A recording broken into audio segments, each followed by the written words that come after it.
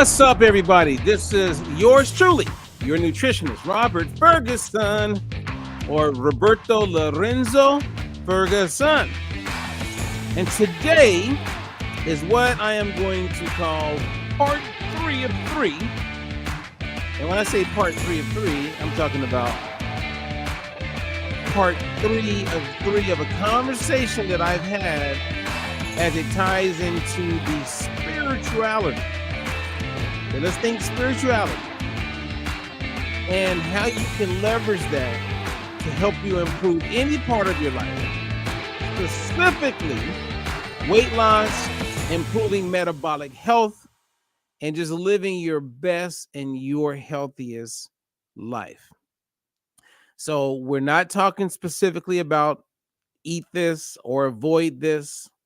We're talking about something that begins on the inside and something that is not usually talked about, or definitely, in my opinion, is not talked about enough. And when I say is not talked about enough, I'm talking about this is something that if people understood how to connect their spirituality into the journey or the path or the process or the transformation to getting where they most want to be,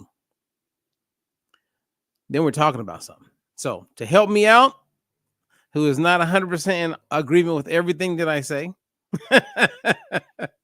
but she's my friend for over 20 years. She's a client, and she's someone who I respect significantly, and I love the way she thinks.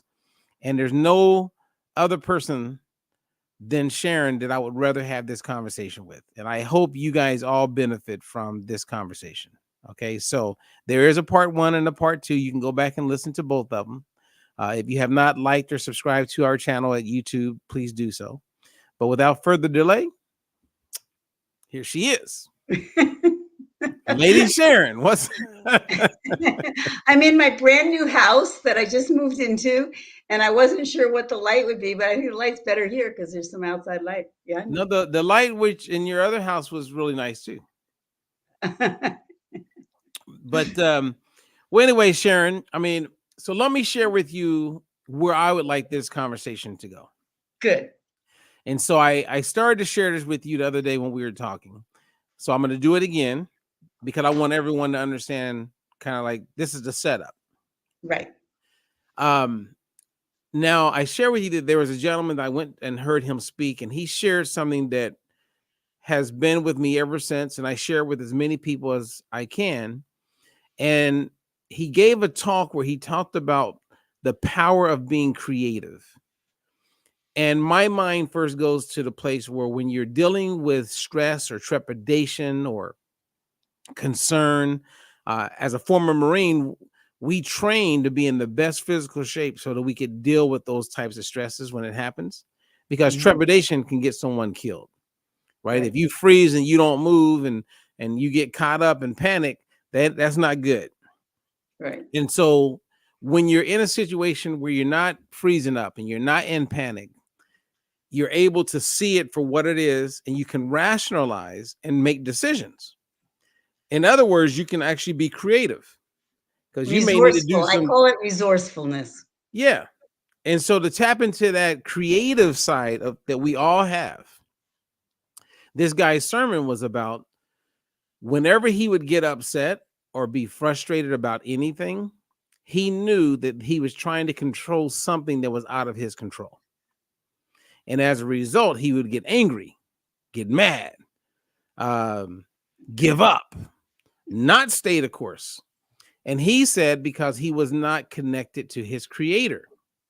So imagine there's a string from my top of my head to my creator.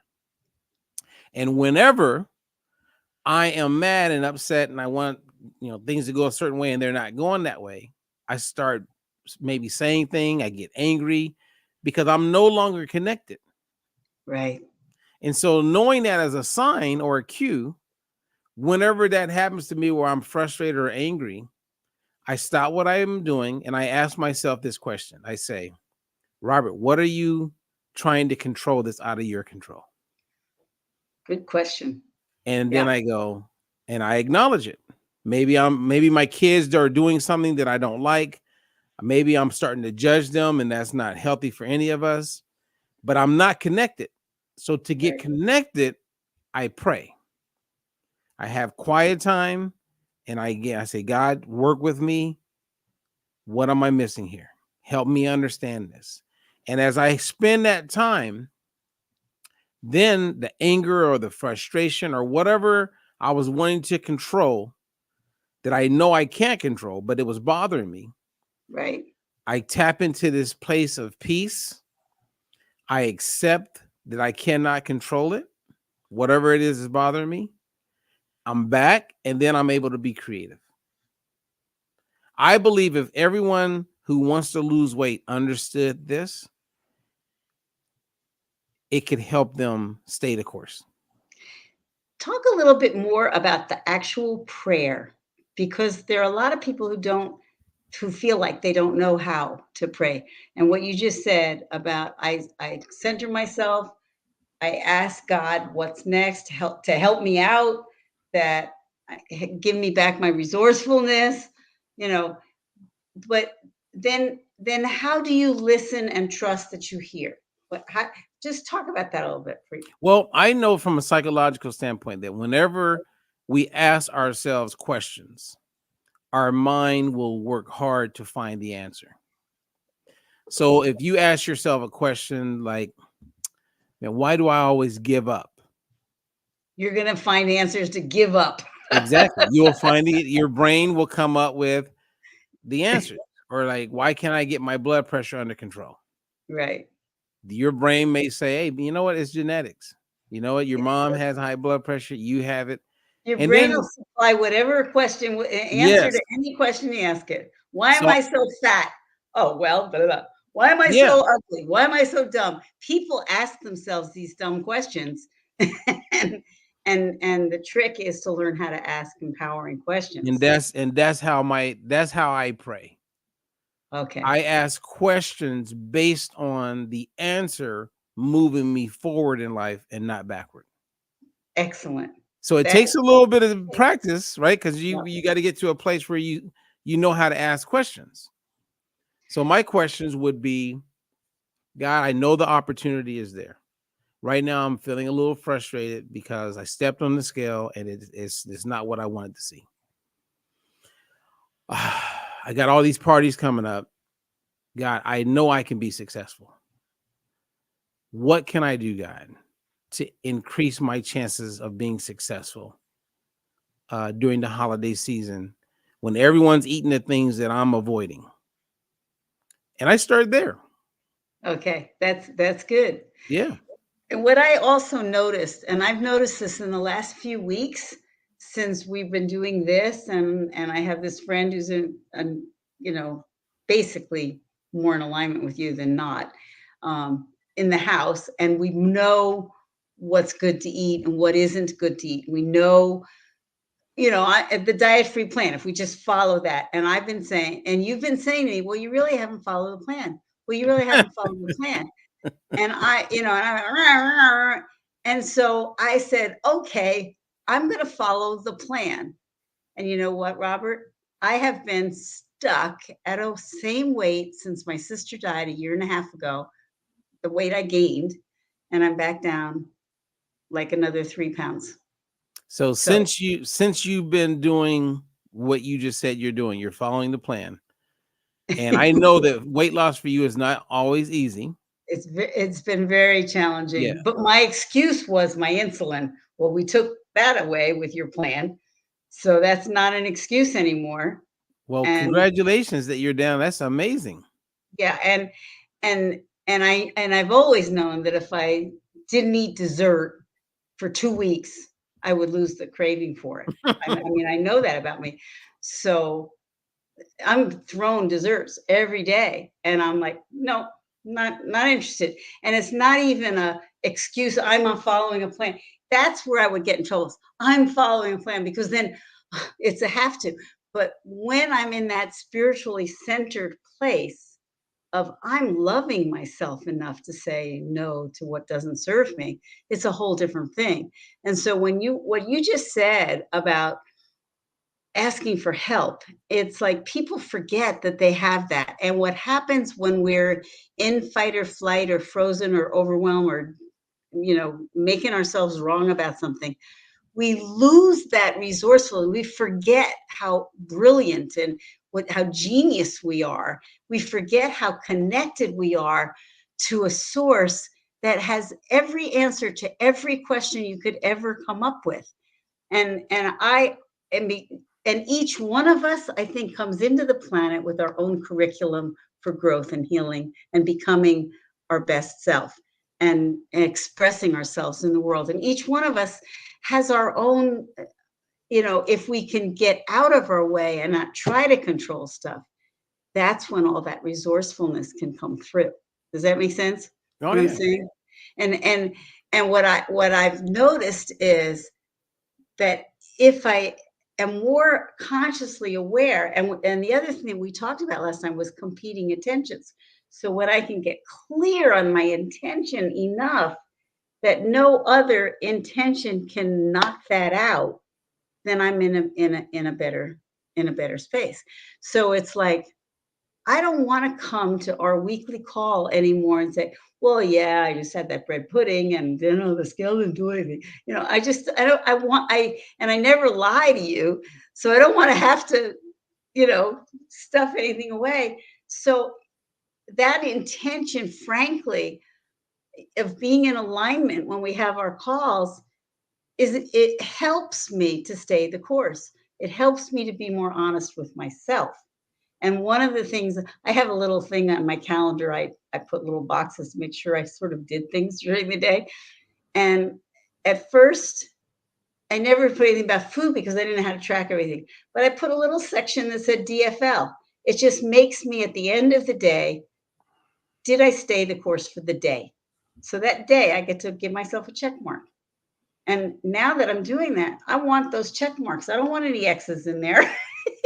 Okay, so Like a that's little kid. something that you came up with, and that's a tool that someone watching they may be battling, and is that a tool that they could use? Yeah, yeah, yeah. I mean, because and the other thing that I'm getting older here. I don't hold. I used to hold everything in my brain. I was pretty smart in the old days, and I could hold 10 different things that I was going to do. I can't do that anymore. If I don't write it down, it ain't going to happen. You know, so it's like if I've written down what my real intention, what my overriding intentions are, and then the steps to get there, and then I have a check mark that yeah, I did that today. Like, what's my action, and what are my minimum consistent things to do on a daily basis? And if I don't do them, I'm not going into judgment. I'm not going into oh, you messed it up again. I'm going to okay, we can do better tomorrow. So at the end of the day, I ask myself, what did you do? What did you do well that you're really happy about? What could you have done a little bit better? What are you going to do tomorrow when that situation comes up again so that you can go back to doing it a little bit better? And we're talking about weight loss and food, but we're also talking about life, how Right. we treat ourselves while we're going through it. And some people are more prone to blame other people, some people are prone to blame themselves. I don't think the blame game helps anybody. What we're Right. really wanting to do is to get underneath that. And what you just said about feeling out of control, it's like or wanting something to be different. It means chances are you're wanting to control something that's not in your control. The other thing for Okay. me Well. Okay. is it Let's. often means judgment. Can we? All right. So let's. I want to bring it back because Okay. as an educator, I'm always very aware of how information is being shared. Yes. Right. You're And very good at so, that. yeah, I would call it a gift, but it's something I've learned, and I'm a teacher. Yeah. So I like to partition things, and it's easy. It makes it easier for people to follow us, also, Yeah. right? So in episode 1, we talked about spirituality, what we both felt that was, and so for Yeah. if someone's catching us for the first time, let's go at a pace where we don't mention something without first bringing clarity to it. Exactly. Good idea. So I want to ask you, Sharon, in your opinion, if you saw me post something about want to, use your spirituality to lose weight and improve your health. If you heard that, what would come to mind if you heard that? Okay. Or So what would how could a person use spirituality to help them stay the course with losing weight and or improving their health? the for me, the bottom line is that is to go to a core place of knowing that I am loved and supported and guided by something larger than personal. I don't have to know everything. I just have to know that I am connected to a source that is greater and can help me. I have to know that. I have to know that I'm really a spiritual being living this human experience, and that the human experience is fraught with things and stuff and challenges. But as a spiritual being, all of those things are being brought to me to help me grow and become better and move through to the other side once and for all. And a lot of us, we all Now, did have our you little. answer my? I mean, I'm sorry to I think interrupt you, but so. I'm trying to So figure I'm out. using spirituality to come into alignment with who my true self is and know that I'm not alone trying to do it, because I Okay, can't do it okay. alone. So when you say I'm not alone, if someone has no idea about spirituality, Right. they have no idea what we're talking about, and they just tuned in, and they hear you saying, and you're not alone, and you're not alone. In their mind, they're like, well, who the hell's with you? I hear you. What do you mean you're not alone? So you got to. I mean, I'm asking you to go ground zero. You're talking to a bunch of first graders. Let's really help people understand what we mean instead of just hoping they're getting it. No, it's Okay. very, thank you. But like you said in the beginning, that you had learned to pray. And I was asking you more about what the quality of that prayer is, because there are a lot of people who say, well, I don't know how to pray. I don't pray. But to me, spirituality does include, whether you call it God or universe or what, there is a reality of something larger than personal to that is available as a resource to So us. an example That's would be spiritual. God is bigger, universe is bigger. Give me some examples, because otherwise I'm just hearing a lot Okay, of so words. an example might be, uh, let me see this. Example might be, my sister has a certain amount of dementia going on, and she gets so angry and upset with herself because because she can't remember, she can't find something, she gets lost, and she just devolves into tears because what's behind it is the judgment and fear and upset. If she had this, what we're talking, this knowing that she's really a spiritual being, that God is with her, she would be able to breathe and say, well, and this is what she works on, is, what is the lesson here for me? How do I grow? How do I use this? And when she can go there, then instead of the judgment and the pain, she can start to laugh. She can start to change it. And then the neurons start firing and we find whatever is missing, because we lose our creativity as much as we can gain it. And Okay, so as okay. a So let's. spiritual being, we're what we have to do is we have to recognize that we are a spiritual being. There are a lot of people who say, well, that's not true. And it's not about religion, but it is about knowing that we're not in charge of anything. It's not just about this thing, we're not in charge. We're not in charge, period. So what we can do is pay attention to what works and what doesn't work, get educated so that we're making informed decisions and choices about how we live, how we, and frankly, living in a state of vision and belief and faith in ourselves and in something larger than personal, so that when the scale stays the same, and I've watched this in me so many times, but at this point, I've broken through something different. And that's partly because of your consistent knowing your program works. Because I can Okay. sit here and say it works for everybody else but me. And that's bullshit. Excuse me. Okay. It does work. All right. That was a lot. That was a lot. That's why you're a better teacher than I Well, no, I am. mean, so you know what would help, what I refer tell my clients, like I want to do a video to teach people how to be taught, Yeah. because people don't know how to get in the know. So like what I do and what I teach coaches is I say, and I learned this from Brian Tracy. You know who that is, right? Yeah. Okay. Brian Tracy said, whenever you're having dialogue, you're having a conversation with someone, whenever you're talking, the spotlight is on you. And that spotlight is burning. It's hot. And if it stays on you, you're going to start sweating, and a lot of things don't go well. So the goal is to make your point, or to have, say what you want to say while the light is on you, and And then then give it figure out back. a way how to get the light on who you're talking to, get the light on them. And one of the easiest ways to do that is when I'm talking, making a point, I'll say, well, does that make sense? I just took the light off of me and put it on you. And at that point, I'm making sure that what I'm sharing is making sense.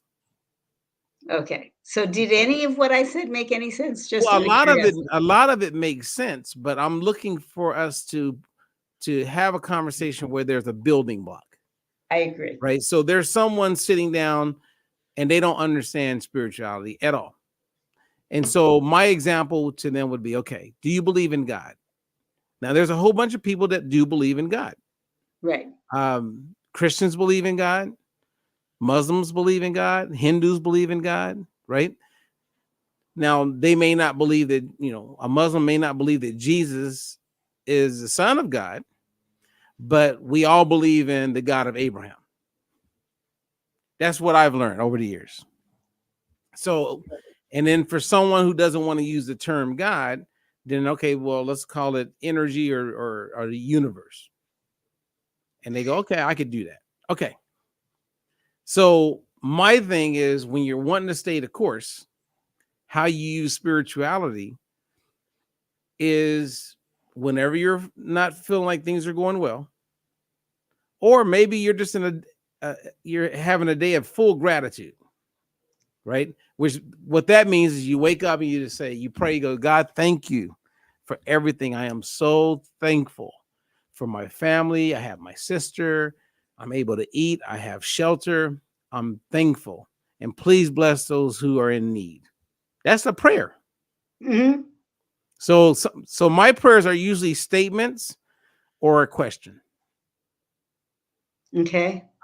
So I'm asking you now, when you My pray, is my it? well, most of the time, and because I write, what happens is I have fleeting thoughts that, like, that allows me to know that I'm on track, that I'm listening to God. I'll ask, and it's just sort of fleeting. But when I'm starting to get stuck, I have this journal and I have a conversation with Jesus. So I might be like, I've got this, and he'll say, I love you. And it stops me in my tracks, because there's this other entity inside that gives me information that I don't even know I have, but I have it. I already have it from inside, and I'm scribbling it. I'm writing. So, So you but so you back make to the original question about the spirituality, though, has, from my perspective, and I want to, and correct me if I'm wrong, but there are a lot of people who say, I don't believe in anything outside. I think I have to do it all alone. I don't believe in God. I don't believe in that there's some universal source or anything. There are people like that.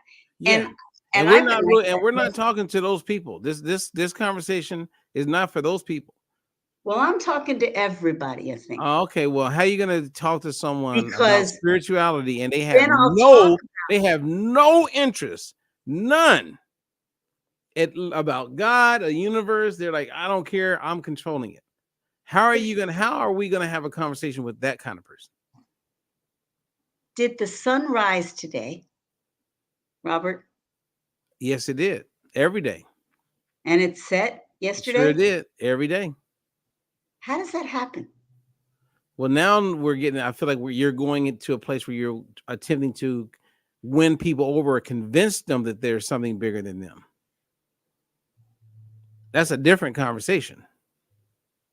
It's not so much about convincing them, it's about helping them to be aware that they Well, have an awareness they already. may say it's a Big Or Bang. what? Okay, Big What? Bang. The Big Bang theory. Okay. I'm cool with that. I'm Okay. cool with that. So even the Big Bang theory, wasn't that an aren't things held together energetically? It's all because energy is everything. And Okay, energy, energy, but I'm not talking to no spirit. I have no interest in that. your energy, your energy is a spiritual force. You may deny it, you may push it away, Yeah, but but energy is there, and we're expending energy when we're losing weight, aren't we? I mean, we're taking in calories and using them. yeah. I mean, I like where you're attempting to go, Sharon. But if someone has no interest, that's why I say it's a different conversation.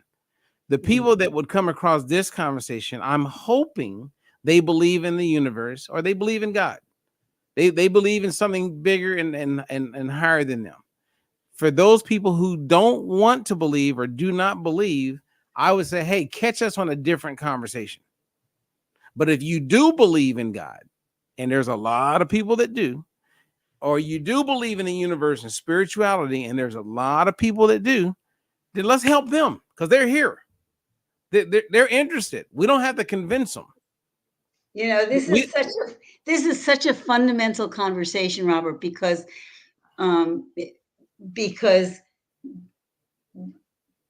and I'm including myself in, there's some do-gooders that see, but it's like if I had a flock of sheep and I lost one, theoretically, I don't just abandon that sheep and take care of the other 99. and I I totally bring them Sharon, back. I totally hear you on that.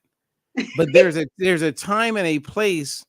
For See, when you do and the when you problem, don't. I watch people, like even in sales, I watch people just go and they have an agenda and they want to meet everybody at the same time where they are. It ain't happening. That's part of The why we have agenda is what's the issue. The agenda well is control. that's part of why we're stuck, is that people get caught up in these conversations that aren't speaking to the people based on those who are interested in listening. I hear you. The title of our series in this conversation is for people who believe. They believe in something bigger. And there's a lot of people that don't. I wouldn't be talking to I have a whole different conversation for an atheist. And if you and I have a conversation about an atheist, then all those people who showed up to hear us talk about spirituality, we're leaving them behind. Okay. Let's I hear help you. This let's is help let's this is help legitimate. people. Let's help people. Let's have a conversation about people who believe that there is something bigger than them. That's who we're talking to. Okay, so those people believe that there's something larger. They believe in God, or they Yes. believe in the universe. They believe in a source outside them, that's outside themselves but inside themselves. Yep. Does that make sense? Yep. And those people, um, they still bring their level of awareness and experience to the table. And Always. some people can be very religious, and they can be very rigid, and it's either and everything is black and white, Yes. and Always. it Yep. makes life harder Okay. because they're still trying to control it. I mean, I don't know. All I know is that we can talk to them and we can give them tools, right? So So I the know that. tools, so that's what you're talking about. What are the tools we can access? Well, yeah, but we had the first spend 15 minutes talking about who we're talking to. We are talking to Okay. people who believe in a higher power. There's Okay. no good. Like you can tighten up the conversation and put people in a position to really walk away and learn if you speak to them. Okay. Right. So if I go to college and speak to a graduating class and everybody's Catholic, it would be nice if I understood the Catholic Church a little bit. Yeah. Otherwise, why would I be speaking to a bunch of Catholics and I want to talk to atheists?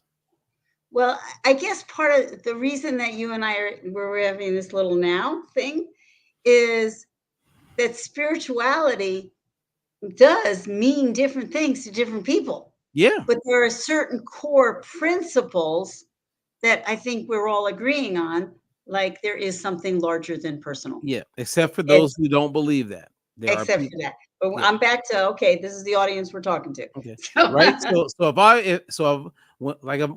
When I've done talks to churches where everyone in the church, everybody who walked into that church that day are there, most of them because they believe in God, they have some type of Christian tie.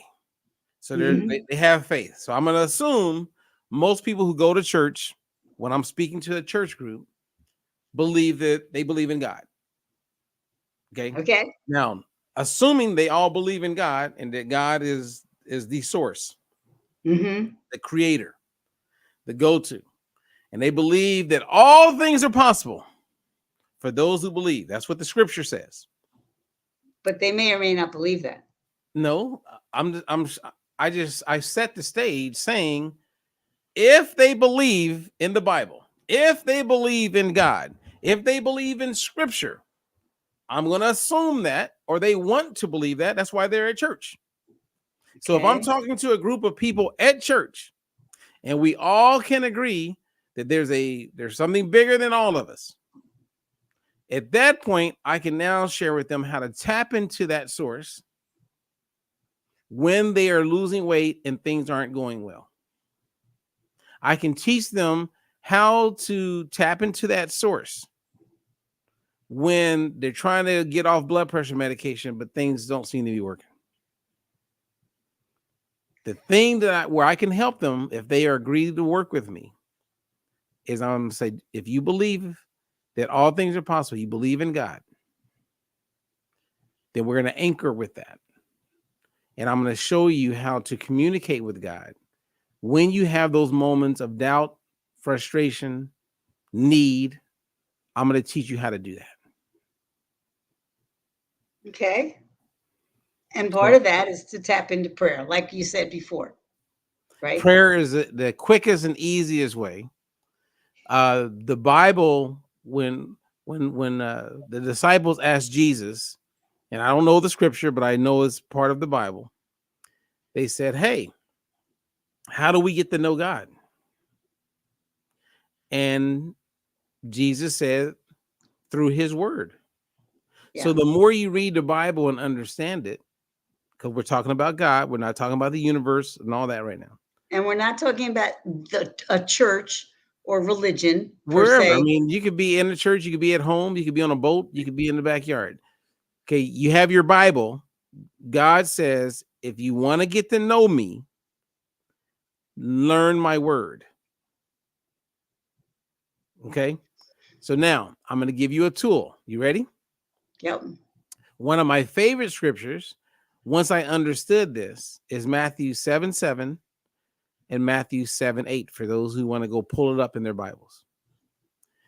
In Matthew 7:7, Jesus says, if you ask, you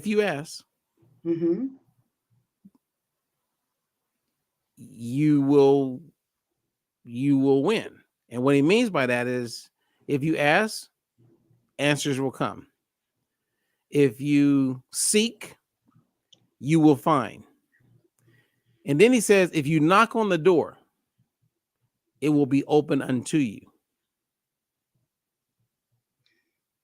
Right? Okay. And now 7:7 doesn't say if. 7:7 says ask, okay, and you will receive. Seek, and you will find. Knock, and the door will be open to you. Now, Matthew 7:8. So imagine Jesus is writing, right? So he writes on 7:7. He goes, hey, everybody, if you ask, you're gonna find. And if you seek, you're gonna get it. If you knock, we ain't gonna leave you outside cold. We're gonna open it up. We're gonna open up the door. But in the next line, Jesus says, if you ask, if you seek, and if you knock, because there's a moment where he is saying, you ain't gonna ask. Exactly. You ain't gonna seek. Exactly. And you sure ain't gonna knock on the damn door for help. Exactly. That's the gap, right? So if I'm spiritually connected, I'm asking and I'm seeking and I'm knocking. Here's the thing, though. Let's look at what. Okay, we all know if this is all everybody knows it. Why don't we all do it? And there's another thing behind what gets in people's way. And because you are so focused and you are so on purpose, I don't know if you live with this as much as some of the rest of us do. Live with the what? Inner judgment machine that separates us from God, separates us from source. That judgment machine denies the ability to even ask. Oh. Remember what I said, Sharon? I said, God says, if you want to get to know me, know my word, right? And his word says, thou shalt not judge. And that wasn't just for judging other people. So if I can go to the word and if I know God, man, I'm fine. I cut myself. Don't know the word. Wait. What about people who don't really know the word, don't know the Bible? Right, like to me, it's like, oh, wow, all this stuff I've been studying outside. Now, remember, I'm talking to people who are on board with me as far as God. Well, yes, but they may be on board fundamentally, but they may not have all that data. No, you don't have the data at first. That's why, like, I'm going to show you how this all ties into Diet for Your Life methodology.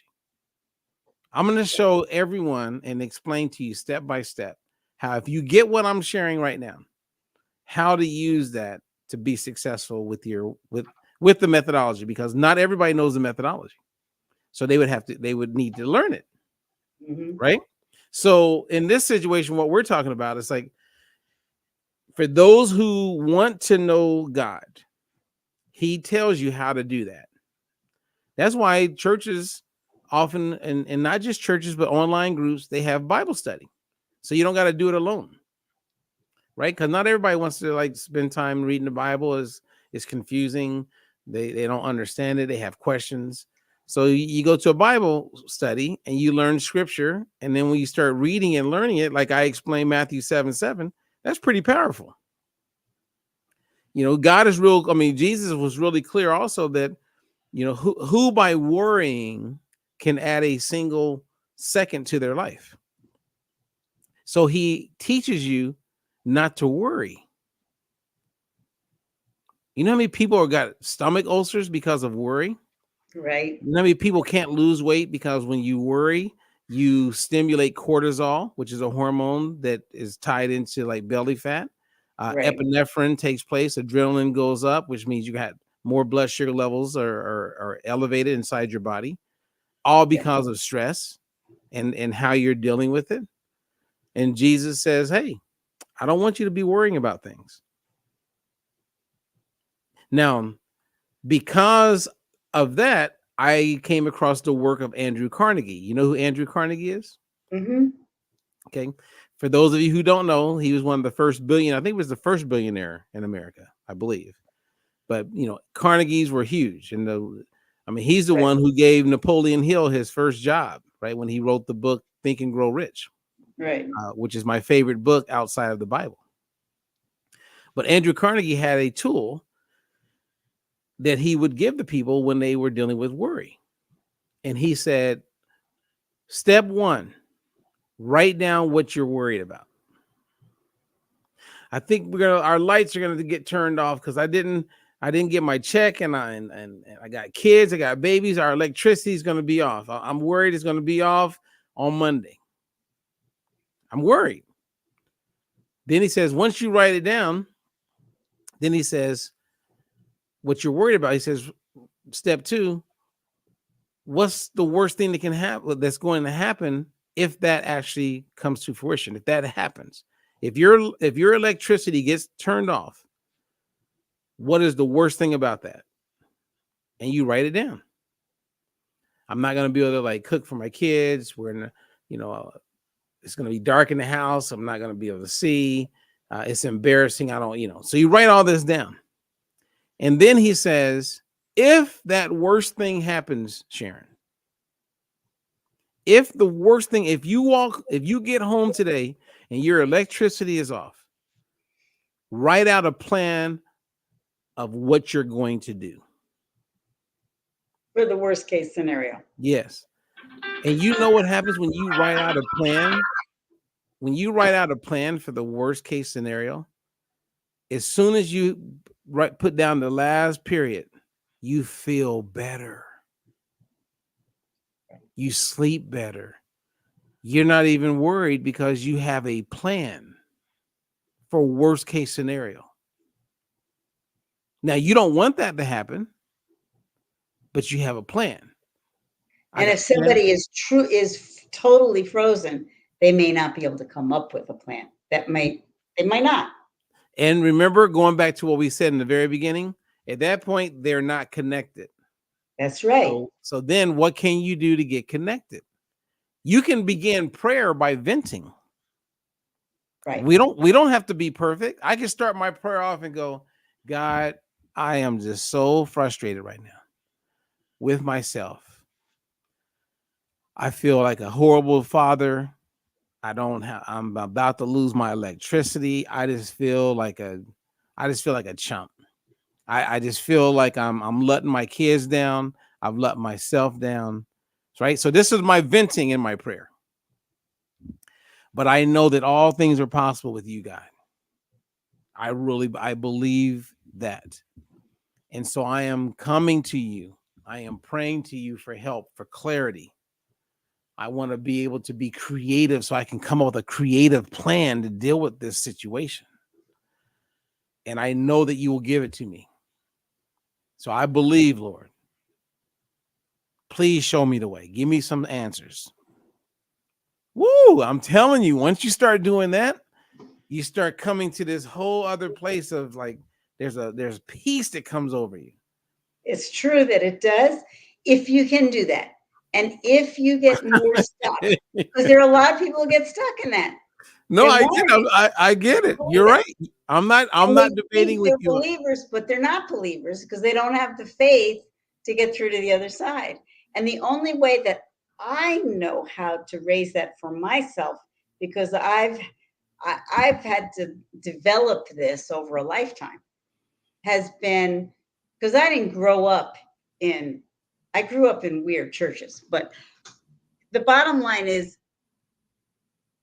you look at how it cut to the chase, ask God for help. 100% agree with you.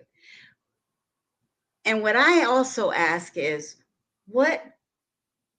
how it's like whenever there's a judgment, that judgment is in my way. And the judgment absolutely is wrong because God didn't make no junk, So whatever I'm like, when you said I'm a terrible father and you're venting and all of that, then you stop and say, is this really true?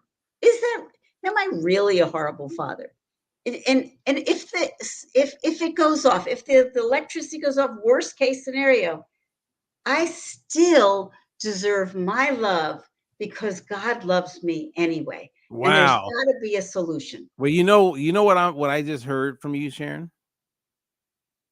You want to know what I just heard? I'm listening. I heard, and this is not, I'm just telling you what I'm picking up. The way you explain all of that, you're trying to do it on your own and not with God. Interesting. Interesting, because that would definitely stop me. And that's what happens. But I also think that there's a judgment machine that separates people from God. Yeah, that's what Whether I they believe. That I believe that's what you're going through, right? I hear it in your words. So you know how when you learned all those amazing tools to deal with judgment at the University of Santa Monica, mhm, I have saved many people's lives with what I learned in the workshop at the university. I mean, I have used that tool. It must be thousands of people.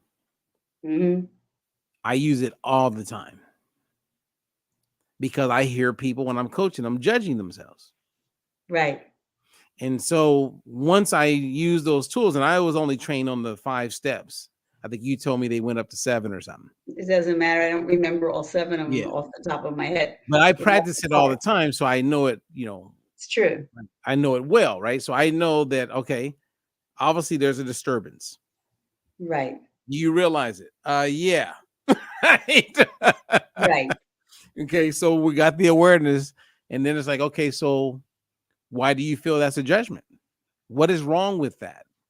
Why do you feel that's wrong? And so bringing clarification around it, and then getting them to a place where you say, okay, can you see yourself accepting that reality? Right. Coming into acceptance. Remember Exactly. that part? Wasn't that beautiful? Yes. Like I had a guy who was a pastor, so he's my client. I'm helping him lose weight, and he would emotionally eat.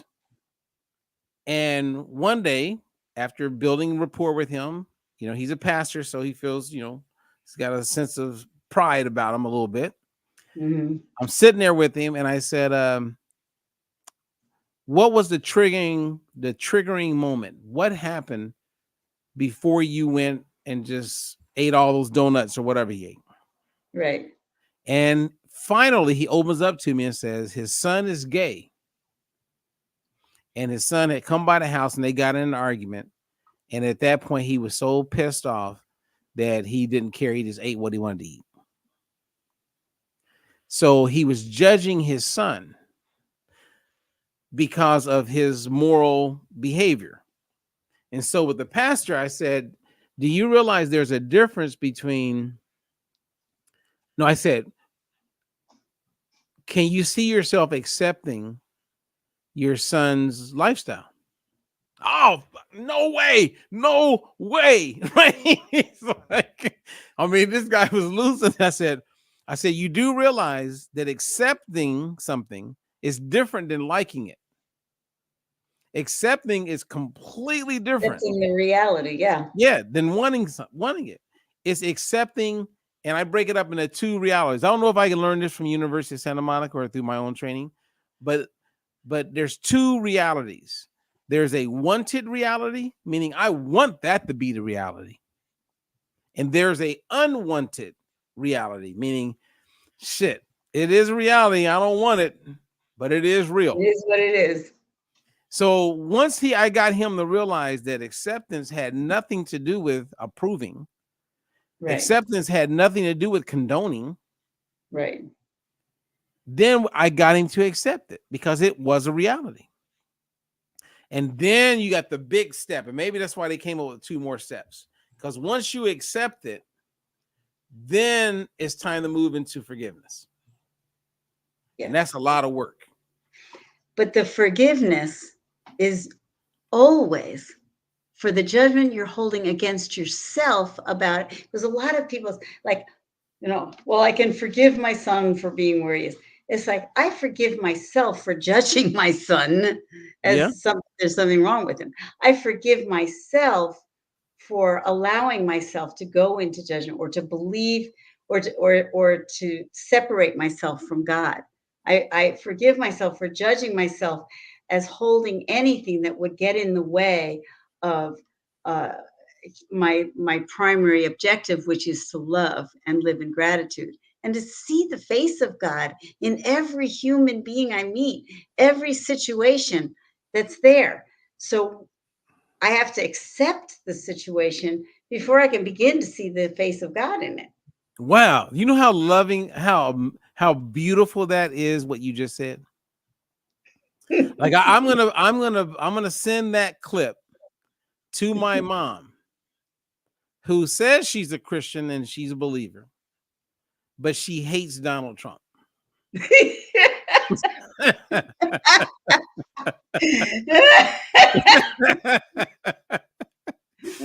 No, I'm not having a political conversation. I'm just saying I know. I'm I'm just kidding. gonna send that to my mom because I want her to go. Because whenever we talk about God and we talk about it long enough, she does get to a place. She goes, you know what, son, thank you. I'm gonna pray for him. Yeah. And I was like, but then time goes by, and I've experienced this with counseling. I used to go to a counselor, and when I would go see the counselor to say it's on Monday, man, I would leave that room on Monday after spending time with my counselor, and I was a way better father. I was a better human being. But then by the time Friday, Saturday came, I started going back and started bringing up things that I don't like about myself. And then I would go see my counselor on Monday. We talk about it. And then I would be like, I'm back to being the dad I want to be and the person I want to be.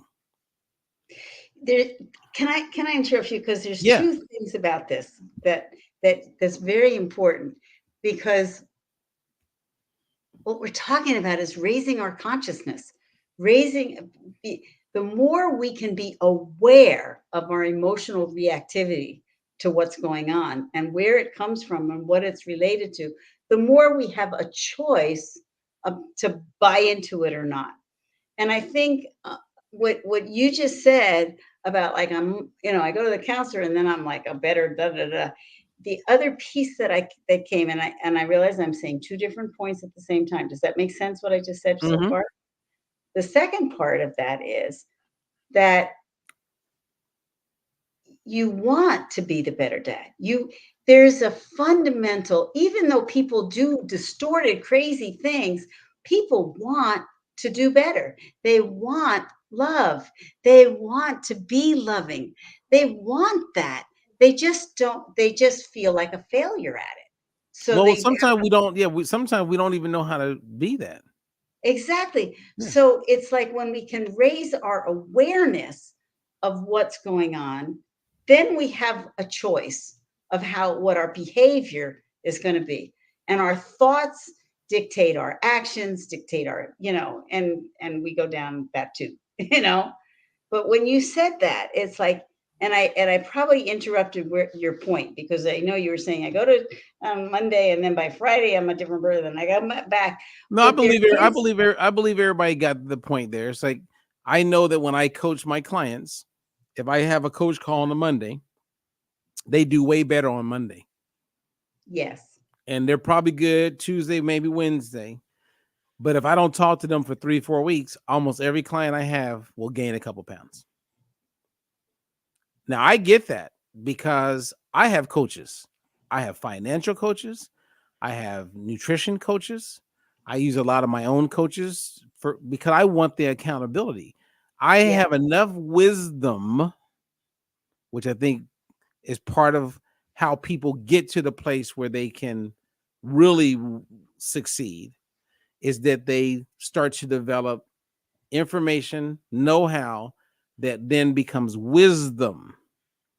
Like, you could say, Robert, you know so much about nutrition. You don't need a coach. Don't tell me what I need. Well, I'm going to get a coach because I know that it helps me. right. When I was a counselor, I had my own counselor. I had group counseling. I mean, I had a supervisor because I wanted to be the best counselor I could be. Well, so you know it. You get it. Yeah. And there were people say, well, why do you need, how can you afford that? I said, how can I not afford not to? If this is my Exactly. profession, I need a mentor and a Yes. coach. Absolutely.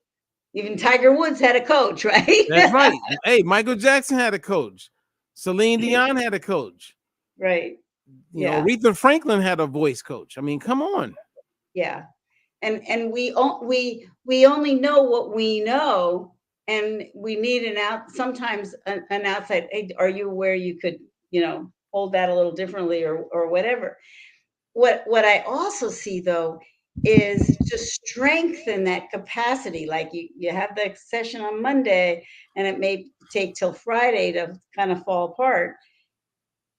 To strengthen in between, so that we have the conscious awareness to begin to catch ourselves before we go down a tube, catch what's happening, and say, okay, well, this thing tends to trigger me regularly, so I'm going to prepare for that in advance. I'm going to this party that's going to have, you know, all kinds of really good food. What can but I can also remember my choice to have a protein first. you know, I can I can have a glass of water so I'm not hungry. I can have a healthy snack before I go if I want to not be hungry at all, to not be Right. And, hungry. and and what I'm hearing from you, Sharon, is wisdom. Yes. So the longer you're at this, you don't have to be over the top, lose 1,000 pounds in a week. Like, it's about acquiring knowledge, right? So the clients I have a few clients, well, about 12, 13 clients that I have been coaching for over 20 years. I mean, no, consistently coaching. Really? Yeah. Oh yeah. And all of them have been successful as far as losing weight and all that. All of them are still looking good and feeling great. So is it because they kept me as a coach? I think it's because of multiple things, and I do play a big role in that, Right. right? So anyway, I feel like, so where are we with this? If a person can tap into their spirituality, that means first I would say figure out what spirituality means to you. And if you don't know, or if you don't have real clarity on what it is or what it means, then I would say start thinking about it, and in your head, you know, start seeking it, and you'll Start start, noticing what's larger than personal, that yeah, has. you'll start meeting the right people. You'll start reading the right books, and all of that will move you to connect with the things that are going to, like, put you in a position where you feel like, okay, I get it now. Yeah. And I believe that what we can bring to our conscious awareness, and we have more choice about. So most of the time we move through our lives, frankly, reliving yesterday or the past, and we just do it like zombies. I'm sorry.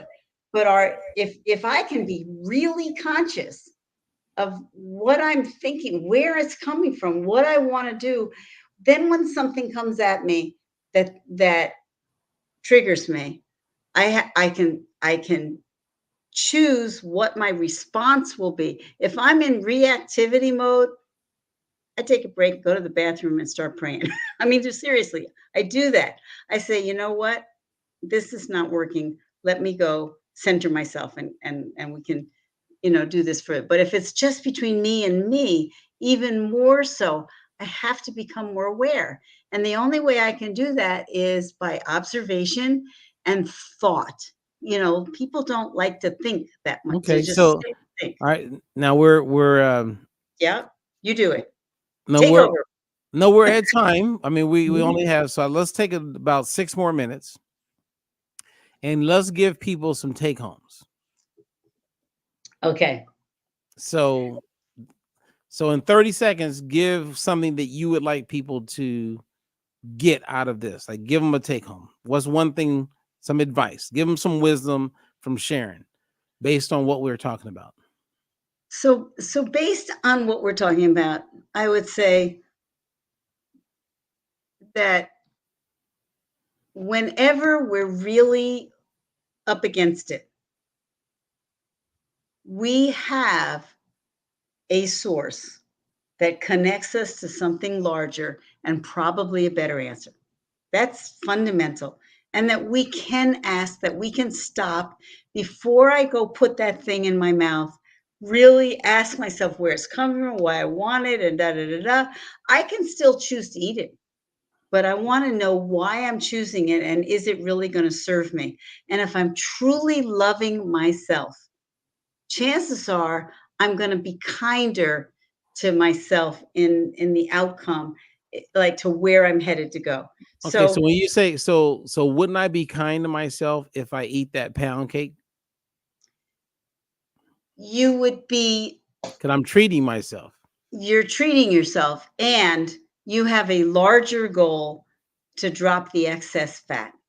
I'm not talking about pounds. I'm talking about the excess fat from your Okay, no, but body. I'm just saying, like a lot of times when you say, do things that Eat make you feel good, like so. Okay, well, I'm gonna go buy, I'm gonna go eat me some cake.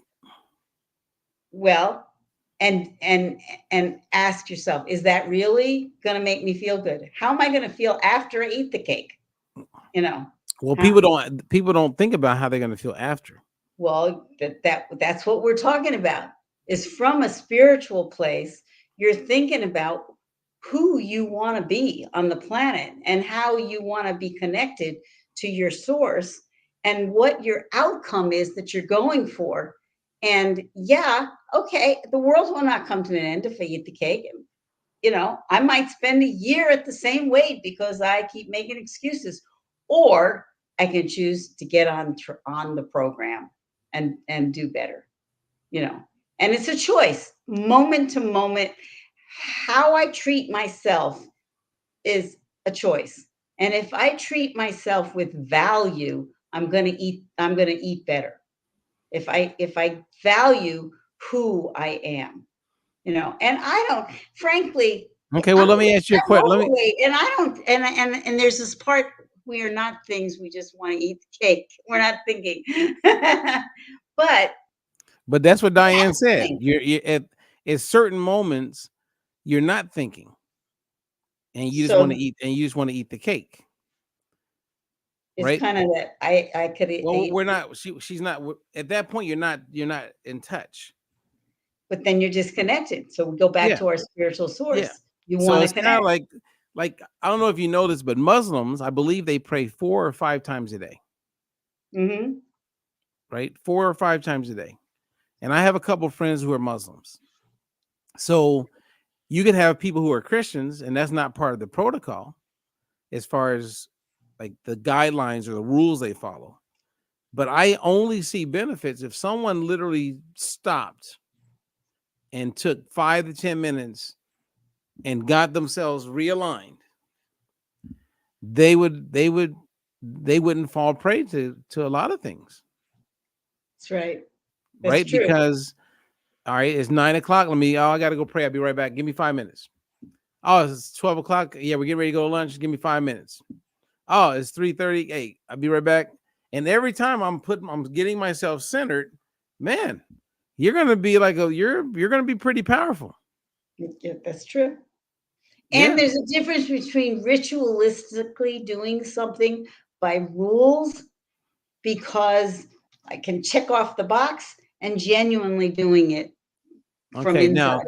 all right. So as we get ready to close up, this is great what Diane just posted. She said most of the time we are driven by feelings, right? You have Good people point. say that they're emotional eaters. Now, I have spoke on this many times and on panels where people got really upset with me. So I'm going to answer this, but how would you answer? What like No, I want to hear what you would say. All right, so you will love this. And I feel like I learned this from Ron and Mary. I Okay. believe. So you tell me if this is where I learned this from. Feelings follow thoughts. Yes. Thoughts do not follow feelings. Yes. So if we know for sure that feelings follow thoughts, meaning I think something and then I have a feeling. I think about kissing that girl, then the feeling comes. I think about, you know, eating that cake because there's a feeling that's going to come, right? So there's a thought that always comes before a feeling. Right. So knowing that, you cannot be an emotional eater, because that would mean you're just led by emotions. Well, it also means that you're not paying attention, becoming more aware of your thoughts. Your So, thoughts are, so did you hear what I said, Sharon? you're That saying means you you're, can't be an emotional eater because it's no, I said, you no, the take home was, I said, because you're led by your emotions. People stay out in alcoholism because they're led by their emotions, and then it can become biological. When you're led by your emotions and you're on a travel trip and you meet some guy at the bar, or you start talking to someone or some guy, and you're married, that's emotions. That's not thoughts, because if you had thoughts, you'd be like, nah, I love my kids, I love my family, I don't want to break us up. Because that's my thought. That's the thought. But if it's emotions, I ain't thinking about my wife. I ain't thinking about the potential of breaking up my family. All I'm thinking about is how good it's going to feel when I meet that lady in the hotel room. That's being led by your emotions. is there a reason anybody would want to be led by their Oh, emotions? most people are led by their emotions. They may, but from my perspective, the goal is to rise above that, to have awareness. Yeah, Because right, emotions will lie to you for sure. yeah, but that people are led by their emotions. Why do you think people make stupid decisions? Everybody go, dude, that was stupid. Well, I wasn't thinking. No shit. You were led by your emotions instead of your thoughts. Feelings. So what I'm suggesting is that we need to consciously raise our awareness of how we think and what triggers us into different behaviors. And the ways I know to do that are meditation or prayer and journaling it, like writing it, like you said, write Yeah. down what it is. Yeah. And if you don't have some way of doing that when you're not being triggered it's like doing that, you don't just wait until you're in trouble to Right. find the way out That's of the called that's trouble. called You that's plan called ahead. reactive. That's called That's right. reactive behavior. That's We're talking right. about being proactive. And to So, be proactive, we have to become conscious of what we're thinking right. So, and about everything. okay, Sharon, and everyone listening, if you are aware, if you're mindful, if you're conscious, that means you're not led by your emotions. You're led by your But thoughts. you have emotions though. Of course, you got emotions, but I'm talking about we're getting down to actions. If a Right. guy, if a guy is in his head and he's mindful and he's thinking from his head, he You is can not. He appreciate a beautiful woman okay. and say goodnight. Okay. My mom has been sober from alcohol for over 43 years. When I ask her why she doesn't drink or have just even one drink or just a rare celebration, have a toast, she goes back to what she remembers life is like if she has that drink. So for her, it's not emotional. She Yeah. thinks about how bad her life was when she drank, how it messed up her marriage, how it messed up her work, how it messed up her relationships. That's a thought. Yeah. If someone doesn't use thought, they start thinking about how good they're going to feel to go have a drink. Yeah. We have to me, and a lot of people don't see the connection between yourself as a spiritual being and this thinking and emotion. But the reality is, when you're loving yourself as a spiritual extension of God, you're here to live that plan. You're connected. Yeah. You have to learn how to think. And the more we can become conscious of, there's a meditation I do that takes me out into the quantum field, and I'm pure consciousness. And it's total bliss. I'll do that for, an Yeah, hour. but when I hear But you if I say that, don't practice it, then I don't know what it looks like. So I right, have to practice it. because that's what I'm saying. Is not a class to be mindful and raise your consciousness. It's a lifestyle. Yes, yes. Like And it's a lifestyle to eat the diet-free life. I can tell you right now. It's not a diet. Well, I can tell you right now. I'll give you one clear example. You could stay up all night and make whatever foods you want to make. If it had trans fats in it, I don't care if it hurts your feelings. I'm sorry. I'm not eating that. I don't eat trans fats. Same as I don't smoke cigarettes. I just, hey, if that's what you want to do, God bless you. You go do you. If you want to eat trans fats, hey, God bless you. You go do you. I don't eat that because I'm fully informed about the negatives of that.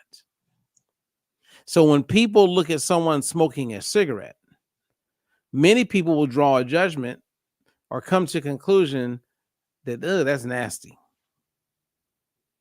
But the same person sees someone eating a big thing of cake, they don't think anything of it.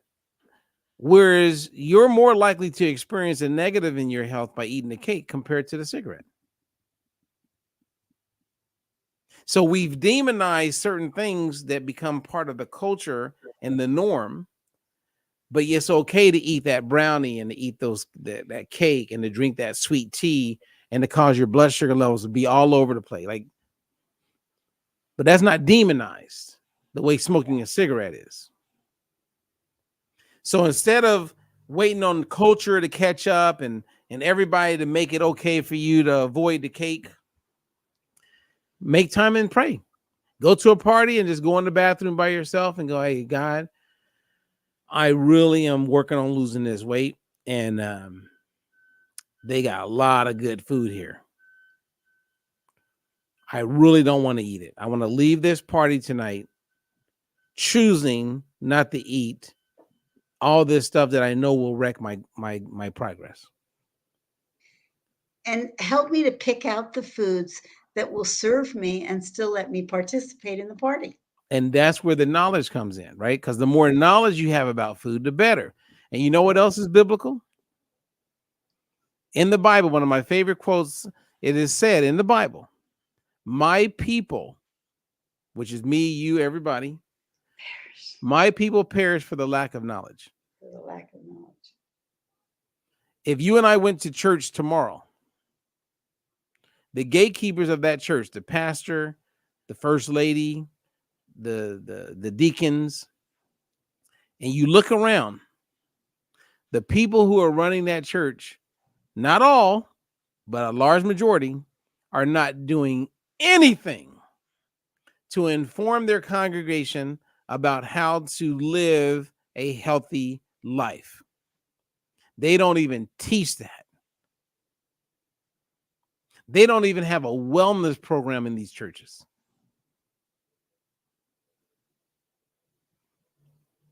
And their congregation is hurting. Yeah. They're struggling financially. They're struggling with their health. They're struggling with their spirituality. And the gatekeepers, the ones who are running things, they are not going out of their way because they ain't even doing it for them. Yep. So that's why at the end of the day, we all must become our own health advocate, because if you leave it up to others, like a church or a group that you join, it's probably not going to work. And that's, we're taught from the earliest, and I don't want to get into this, off on what our education system does and stuff, but we are not taught how to be critical thinkers ourselves. I'm very grateful that I happened to have gone to a high school that did teach that, but it was unusual, but critical thinking, even though you might do critical thinking, I might do critical thinking and come to a different conclusion, then we can look at the sources of where that information came from and see, oh, and I will change my thoughts if I'm wrong. I most a lot of time though we stay rigidly because oh my God, I've been thinking this for 50 years. You're asking me to change it? It's like, yes, be humble and let go thinking we know everything, Well, because we don't. We know all right. what we Well, know and we don't know what we don't know. And there's a vast amount that we don't even know that we don't know. oh, well, good. Well, I think that's a good place to stop right there. Okay. So this is what I want to. Because I've enjoyed this time with you, Sharon. I would like you to. I would like to continue having a call, and what I would like you to do, because you're on your own journey. Right. Things that you learn or things that you discover or things in a conversation you have with someone, those are things I want to talk to you about when we have another call. All And right. so I'm gonna give you two examples. Let's say that during the week you are something going on and you say, you know what? I saw this article, it came out, and I saw some people on Facebook talking about it, and it's a product that really seems to be amazing. I'm going to introduce it to Robert and let's have a conversation about it. That's good. And if and because respect your opinion about, like, certain ingredients that I may not know. What is this ingredient? Is Yeah, this and what you there's things, really want? and there's things I may not know, but Right. I guess I want to have a conversation based on your journey. All right. And right, because you may say, hey, Robert, this week when we talk, I want to talk about food pushers because I socialize a lot and I'm acting like I'm you. And I've been to 3 different events this week because I network and all that. And I was so aware of what I didn't want to eat, which made me very aware of all these people that kept trying to get me to eat it. So let's have a call where we talk about how to deal with food pushers. Yes, we were almost going to talk about it this time. We didn't get to it, but yes, there are a couple of things like that I think are really important. Like, for example, the government guidelines for institutions affects the quality of food in these senior communities where people are being fed garbage Mm-hmm. and they're they're not getting healthier, you know, from it. No, And I guess the question I have is how to handle that in a creative way, you that's a know. good that's a good topic because I have clients who have become informed about the Diet for Life methodology, and they now live in assisted living facilities where you are given lunch and dinner as part of what you're paying anyway. Right, exactly. And when you're on a fixed income, it's like, dude, I can cook in my own room, but why would I cook in my own room when every day I get a free lunch and dinner? It just so happens the food is not in alignment with what is healthy based on what I know. Right. So I have a lot of examples of how to make that work. That would be an interesting conversation because, I know a lot of people in assisted living right now, Yeah. And I so. get it. And guess what? Next year, more people will be in assisted living.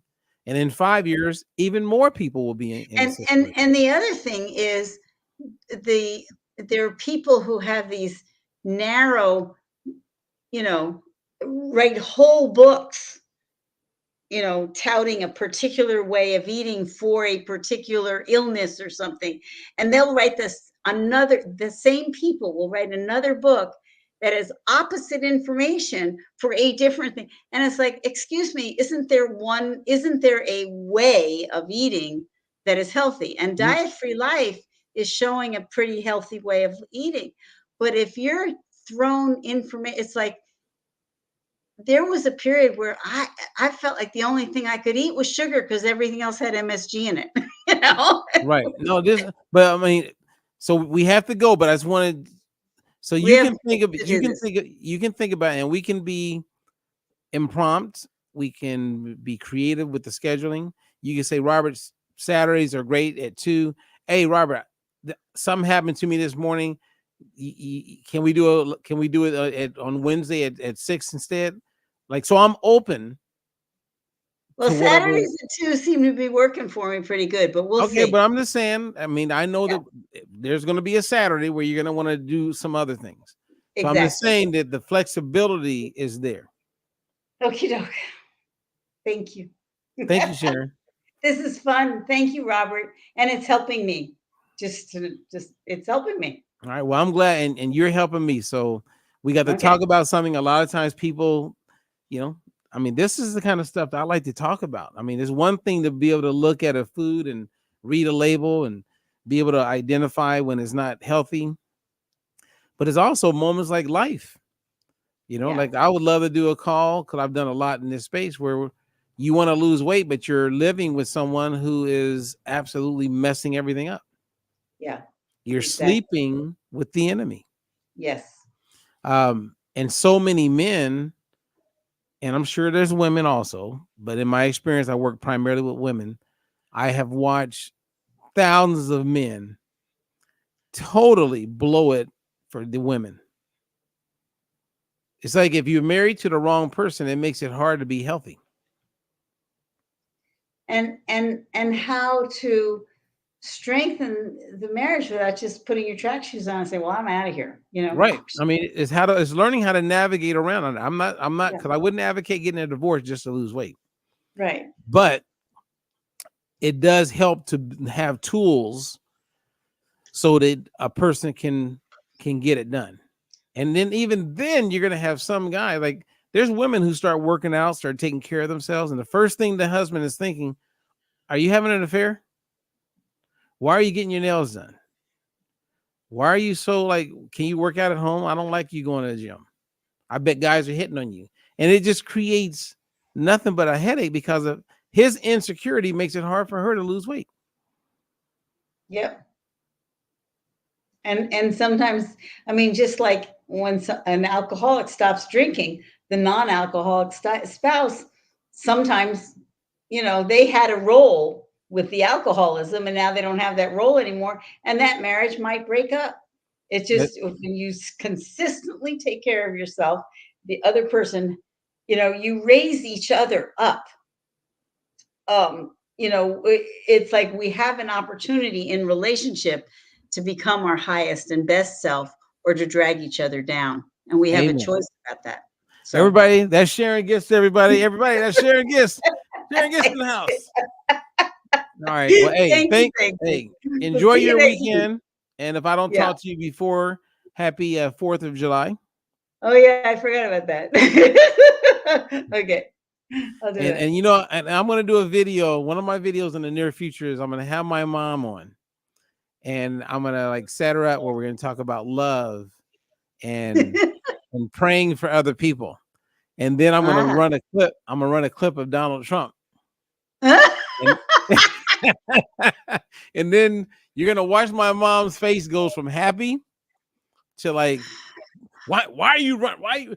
I'm like, Mom, let's have a conversation about love.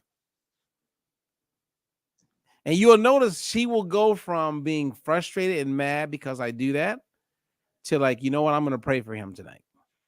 Yeah. That's where I would like all believers and Christians to eventually get to, right? Like when I saw Biden, I don't know if you saw the debate, I did. but when I watched Biden, you know what I did? You When prayed for they him. went a long time before the first break. When I was watching that and it went to the first commercial break, I mean, I was all by myself. I had a nice dinner. I was sitting back, kind of having fun watching the whole thing, seeing people react on Facebook. And I go, I'm going to pray for this man. And I prayed for Biden and his family when I saw that. I'm not voting for Biden. There's a lot of things I do not like about Biden. But I pray for that man because I learned years ago that if you don't like something or something bothers you about someone, pray for them. They don't even need to know. Exactly. You know what I mean? Like I prayed for him, and again, I don't know all the details. None of us do, but I just said I hope his family, if he is going through it the way it appeared, then I hope his family can come together with love and grace, and they can do the right thing for him.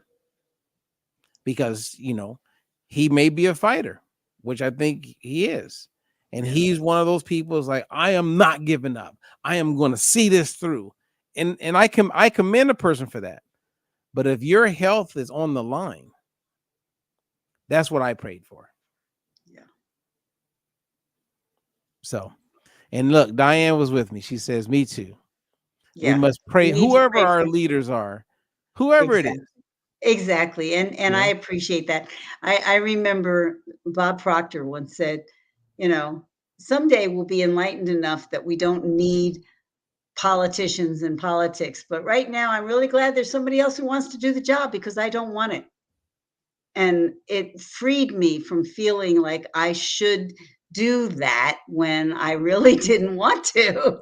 And the bottom line is I don't want I want all of us to rise to support what's highest and best for everyone, and not just expect our leaders to run the show and then not like how they run it. Right. We have All right. to have some input. Okay, Well, love this you. was good. Thank you. Thank you. Okay. We love you, Bye-bye. Sharon. You're amazing. All right, you guys, until the next one, everybody have a good weekend and a happy 4th if I don't talk to you or you don't catch me before then. All right. All right. Talk to you Bye-bye. later. Bye. Yep.